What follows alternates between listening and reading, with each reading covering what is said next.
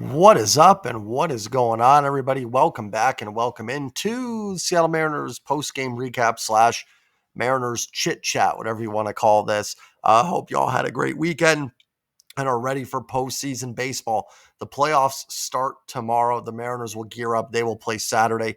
They will play the winner of the Tigers and Guardians series. We'll talk a little bit about the postseason series, the wildcard series, what it means for the Mariners, and a little bit about their two potential opponents. And I'll have stuff pretty much all week here to talk about. As well as always, if you guys can like the video, it helps get it out to more people. Subscribe if you're new or lurking. Hop on the train for the postseason. We're going to have a lot of fun.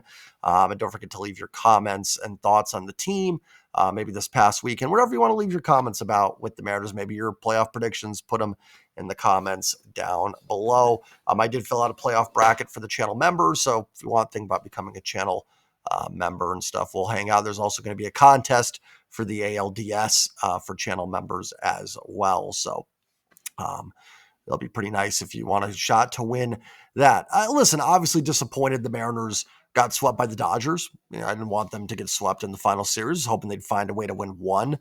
It's not fun going to the postseason on a 3-game losing streak, but I can also acknowledge that I think by first pitch Saturday, none of us will have remembered the Dodgers series either.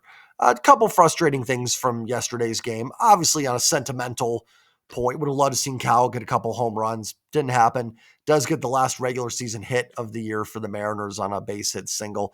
Finishes with 60. Still my MVP. An incredible season for Cal, but obviously disappointed he couldn't get to 62 or 63 this weekend. But just a tremendous season for the Big Dumper. If you were there, you probably got to see Clayton Kershaw's maybe final appearance as a professional pitcher at the MLB level. He may be on the NLDS roster. I do think the Dodgers beat the Reds, but I know he won't be on the wild card roster, so we'll see. But that's incredible. Would have liked to see Bryce Miller finish with a little bit better outing. I thought Bryce was much better on the second stint back from the injured list. Certainly showed some flashes of 23 and 24 Bryce Miller, but we certainly never got full, elite 24 Bryce Miller this season. There were some high points. Pitched well against the Angels, had that, I think, 11 to 12 strikeout game, and was pretty solid overall. I wouldn't have minded if they used him out of the bullpen a little bit in this series. I'm assuming that's what they're going to do in the DS and further if they go further. Would have liked to kind of see him deploy that a little bit because while obviously, on paper it looks very logical, you put starters in the bullpen, you'd expect to see the miles per hour go up a little bit as they're going max effort in an inning or two versus a start. But you never know either, right? We thought that in 2022 and Robbie Ray comes out and is throwing 93, 94 when you would think Robbie Ray would be throwing 98, 99 out of the bullpen. So wouldn't have minded them using Bryce out of the bullpen in this series and maybe just starting. I thought maybe when they brought Evans up, they would start Logan Evans on Sunday and then have Bryce throw an inning or two out of the bullpen. Just because, you don't know. Maybe the Mariners do. Maybe they have a better idea. They certainly know better than I do. They're with Bryce Miller every day, obviously. But we'll see going forward. So wouldn't have minded that. Would have loved to see Brian Wu maybe get an inning or two. Again, that's something that the Mariners and their medical staff would know better than me.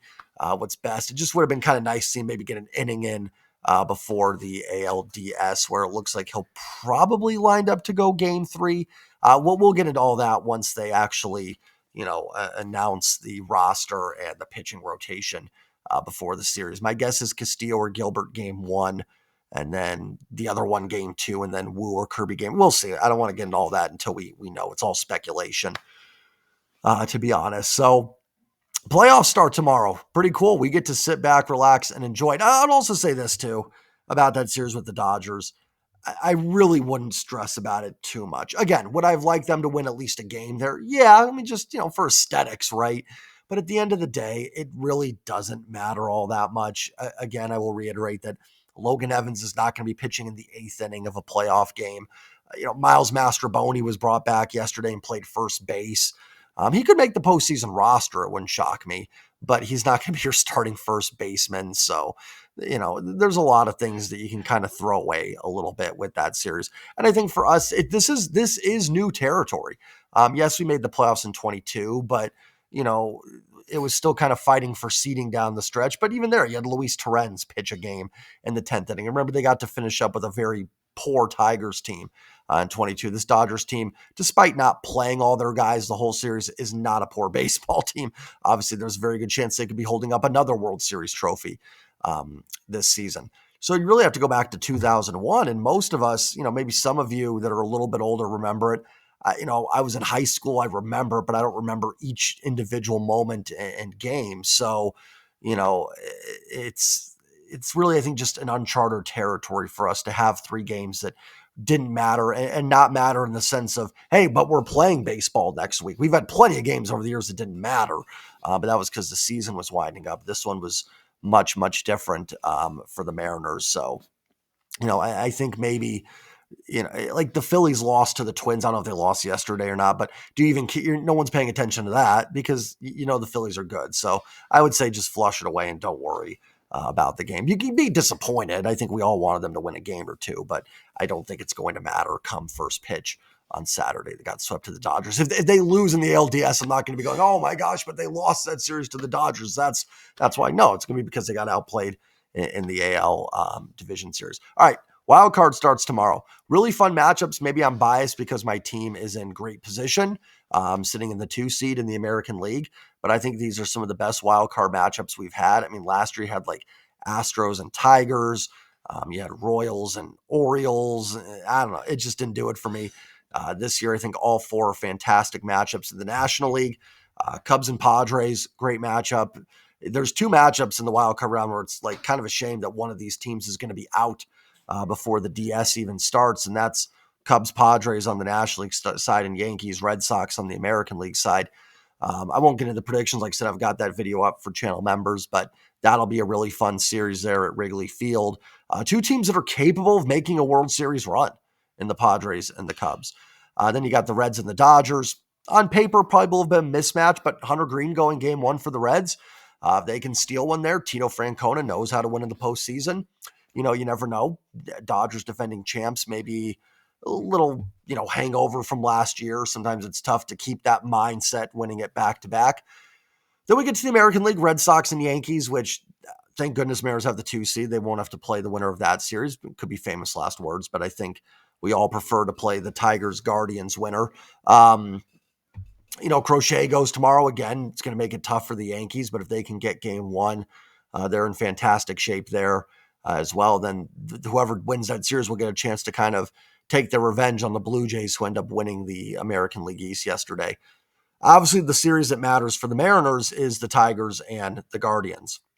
I'll have Mariner Sir on with me tomorrow, and we'll dive more into that series and everything, so I don't want to go too far into it. I would say conventional wisdom by most is that from Mariners fans, I could be dead wrong on this. I don't have the total pulse on the fan base, but I would venture to say most people would want the Tigers to win and would rather face the Tigers than the Guardians. I would say be careful what you wish for. I don't think the Tigers are as much of a pushover as they may be seen, and I actually think they have a decent chance to win this series against Cleveland. First of all, I think the Mariners should beat either one, to be honest. I think the Mariners are the better baseball team than both Cleveland and Detroit. So let me be clear on that. But while Cleveland, I do think, has a little bit more balance to their roster, their bullpen is clearly better. They're not as good at the top line with starting pitching, but they probably go a little deeper in their rotation. The offense is clearly in favor of Detroit. Cleveland's offense is just, even during the stretch, has not been very good. They do have some star power with Jose Ramirez, and Manzardo can beat you, but just not a very good offense overall. Detroit can be tricky. Again, I'll credit Mariner Sir with this, and we'll talk to him more tomorrow. But, he mentioned last year, remember when the Tigers played the Mariners in that series, and A.J. Hinch, obviously had Skubal go game 1 and then really utilized his bullpen game 2 to exploit matchups against the Mariners. Now, the Mariners lineup is much better this year, but you still have those pockets. He could have a right-hander pitch an inning, then go to a bulk guy. And if you're starting a bunch of lefties because of the righty, you can't just empty your bench in the second inning either. So A.J. Hinch can get very diabolical. No, would be no excuse for the Mariners. Still got to overcome it, but we saw him do that last year. Skubal makes it tough, right? Now the Mariners beat him twice, but Cleveland's probably singing the same song because they've beaten him a couple times in the last couple weeks. But it's not because he's pitched poorly. It's just because baseball's happened. The Mariners did beat him up pretty good in Detroit, to be honest. So they did they did get to him. But Cleveland's got to face him tomorrow. And if he pitches similarly to what he did the last two games, Cleveland may not be as fortunate to win that game. Then you get down 1-0, and then it's, anything goes potentially for game two and game three. You've got Riley Green, you've got Spencer Torkelson. It's a lineup that has just enough, right, to give you fits. Listen, I'm not saying Cleveland wouldn't be tougher. I do think Cleveland is a little bit more balanced ball club, right? While the Tigers have Skubal, if you beat Skubal, you feel pretty good that you've really got them against the rope. Where Cleveland, has Gavin Williams, Tanner Bybee, so they can, kind of keep coming at you. Those guys aren't nearly as good as Skubal, but there's a little bit more depth to their rotation, and their bullpen is extremely difficult, as we saw last time when we were in Cleveland and lost 2 out of 3 up there. And their lineup, well, again, isn't good. There is a peskiness to that Cleveland lineup. Quan is a tough at-bat, doesn't strike out a lot. Yes, there's some BABIP hits that they get to drop in, but they also put the ball in play. All I'm saying is I feel like a lot of Mariner fans like, oh, please win it, Detroit. Please win it, Detroit. I think the best case is just that game goes 3. Those teams use up a lot of bullpen guys, long games, and whoever comes in is coming in a little tired, potentially. I think that's the best bet for the Mariners. I don't know if there is a preference on the team. I can certainly understand Cleveland is playing better baseball right now than Detroit, but if Detroit wins the series, then they're coming in, on a high too. So, and maybe Detroit has a little bit of that nothing to lose mentality as well. Now that they've kind of, sometimes you see these teams that cool off at the end of the year, but get in, kind of have a resurgence. Texas in 2023, perfect example, right? Did not go in playing great baseball, but they finished up, did just enough to get in. And I just think there was kind of like hey, we did it. Let's go win this thing now. Detroit could have some of that same mentality for sure. Or maybe not. Maybe Cleveland just knocks them out, which is also very possible. Detroit did have a better run differential than Cleveland this year. Again, run differential is not the end-all be-all. There's way better metrics, but it's a quick snapshot of things. It would tell you Cleveland finished with a negative run differential, that maybe they won a lot of tight ball games potentially, which could bode well for their bullpen. It could also just be, as baseballs just bounce your way in close games. That may be what it is. And again, all I'm pointing is just I don't have a huge preference. I think the Mariners should beat either one, and I think that should be our mindset and the team's mindset. I don't really care who wins. I'm expecting the Mariners to get on to the American League Championship Series. So just pointing out that I don't think the Tigers are the cakewalk that maybe some people are going to think. There is no cakewalk in the playoffs, right? You're just not going to get that. Ideally, Angels, White Sox, and Rockies would be the 3 teams I'd prefer to face, on the way to the World Series. But you're not going to get that. You're going to get quality baseball teams here. And both Detroit and Cleveland are quality baseball teams that are very capable of winning a series. And especially in a 5-game series, anything can happen. It's not saying that, it's Mariners going to lose. I'm just saying, it's difficult to win in the postseason, which is why it's so thrilling when your team can do it. So don't count the Tigers out. I wouldn't dismiss them yet. In fact, I kind of think they're winning tomorrow, but we'll see what happens there. And again, I think the Mariners match up well with both teams, honestly.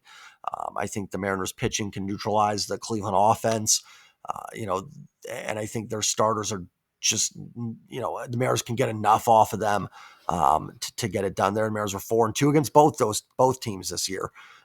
So it's certainly not crazy that, they would beat them in a series. Detroit won 2 out of 3. Funny, in Seattle. Seattle swept Cleveland in Seattle. Want to take that for a grain of salt. I do think it's nice that both teams don't play in bandboxes. They both play in, I think Cleveland's pretty pitcher friendly. I could be wrong on that. I know Detroit is for sure. So that'll be nice. You're not going into Yankee Stadium or anything where you fear it a little bit and just, getting beat by some of those Yankee Stadium home runs and things like that. So won't have to worry about that with Cleveland or Detroit. Not saying they can't hit home runs, but won't be hitting the bandbox. And once there's the dogs, it wouldn't fail without a video with them barking as always. That's really all I've got for this video. We're going to have a lot of stuff up this week. It's go time now.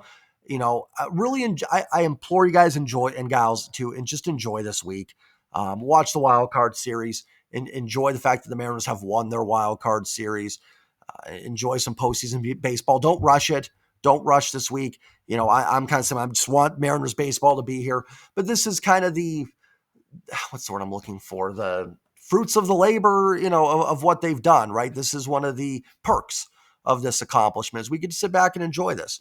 Sat through a few years when the Seahawks had buys, right? And it was nice to watch the wild card round knowing that we had already advanced.